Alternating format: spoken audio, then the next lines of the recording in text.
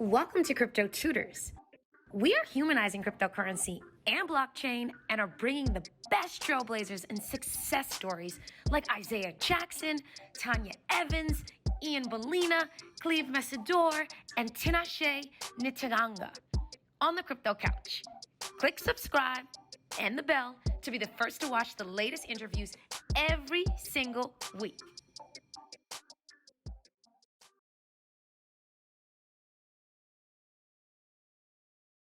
Tutors, hey. It's a way. Making money in my sleep? Making money in my sleep. Yes, back at it again. Welcome back to the Crypto Couch, produced by Crypto Tutors, where we're simplifying cryptocurrency through e-learning, one-on-one tutoring, edutainment, which you just heard the Crypto Tutors theme song, and conferences and events. We'll talk about the Crypto for the Culture conference later, but today we have one of the most amazing women in the crypto and blockchain arena. I came across Martine, who was at the time the Chief Compliance Officer.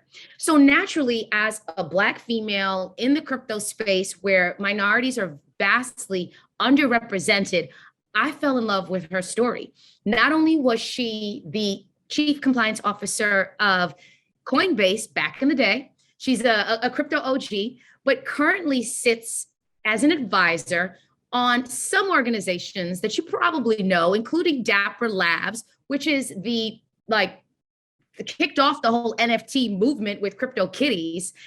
Martine, you have done so many amazing things and continue to do so many amazing things. I am so honored and privileged to introduce you to the Crypto Tutors, Crypto Couch community. So thank you so much for taking some time to speak with us today. Well, thank you for the amazing welcome. I would love to just start the conversation with, where does your crypto journey begin? My crypto journey. So back in probably 2012 is when I first heard of Bitcoin. My boss, actually, there's the CEO of my prior company, prior to Coinbase, had been talking about it a little bit in the office. And I think he went and bought a bunch of Bitcoin at the time. And a friend of mine had met Brian Armstrong at an event. And the CEO of Coinbase. The CEO of Coinbase. The company at that time, I think, was just a couple of people. It was very, very small. And Brian had a few questions about fraud prevention, which is what a lot of my background is prior to compliance. So my friend said, hey, would you be willing to speak with Brian about preventing fraud? And I always want to make the world a better place. And so I'm usually willing to, take a few calls and help people out. So I had a call with Brian. And, Brian's an engineer by trade. I had a great conversation with him and I gave Brian some pointers and I hung up the phone and I literally turned to my husband and said, I wish him good luck because I'm not sure how that's going to work out. So that was my very original conversation. And then over the following 8 months, I spoke with Brian and a guy named Barry, who was the lead recruiter at Coinbase in the early days. A number of times we went and had coffee and went and had lunch, and they were, describing it to me a little bit more. And one day I was actually in Florida and my phone rang and it was Brian and I was driving. And so I didn't want to be driving and talking. So I pulled the car over and I was in a parking lot and I was facing a karate shop and I was watching the kids do karate. And I answered the phone and I said, hey, Brian, is everything okay? What's going on? And he said, look, we really need a chief compliance officer like now. So what's it going to take? I said, I just don't know. I don't know if this is my thing. Right. And then they said to me, would you be willing to have a conversation with Fred Wilson at Union Square Ventures? And I said, of course, I'm always willing to listen. I think that whenever an opportunity presents itself, you might think you're not interested, but you should always be open ears. So I scheduled this call with Fred and I said to him, Fred, I only have 2 questions for you. Why are you interested in Bitcoin? And why is Coinbase the company that you chose to invest in? Yep. And I took several pages of notes, excuse me, which I still have, I believe.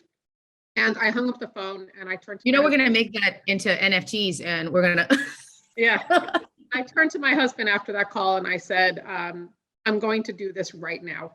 I mean, literally. And I hung up the phone and I left my job and joined Coinbase. That was November of 2013. And I was the 7th employee of the company. So first of all, that's mind-boggling, right? Because, you know, you're talking about, you know, an era that like Bitcoin wasn't even, you know, a part of the public discourse at the time. Like this is so early on in the history of crypto. And what's also interesting is that, you know, having you know, overseen risk management for PayPal and Amazon, to go to crypto, which, you know, wasn't regulated and still to this day isn't really regulated. How did you make that transition? Like, how did you reconcile that, considering that you had a very sort of traditional background to this sort of like wild west of fintech? Yeah, it was definitely, and it was described those days as the Wild West. I joined right around the time of Silk Road, you know, kind of blowing up, and that's where most of the news was very negative at the time. But Yeah. I like interesting challenges, and I believe that regulators are people. And if you build a relationship with them and you treat them like people and you don't try to hide, that generally in the long run, that's going to be better. And so I wanted to try to help the company and help the space by moving things forward with respect to regulation. And I spent a lot of my time, actually. I'm not a lawyer at all, but I've been exposed to a lot of, you know, lawyers and government relations and all that sort of stuff. And I knew that spending time in DC was going to be valuable. And so we did. We reached out to a lot of the state regulators, the federal regulators, the law enforcement folks, the IRS, I mean, you name it. We were having those conversations at the same time that we were trying to build the company. But I like challenges. Coinbase is actually the 3rd startup that I did. And it was, you know, really fun, very, very smart group of people trying to make major changes. And all of that was exciting. Want to learn more? Visit CryptoTutors.com.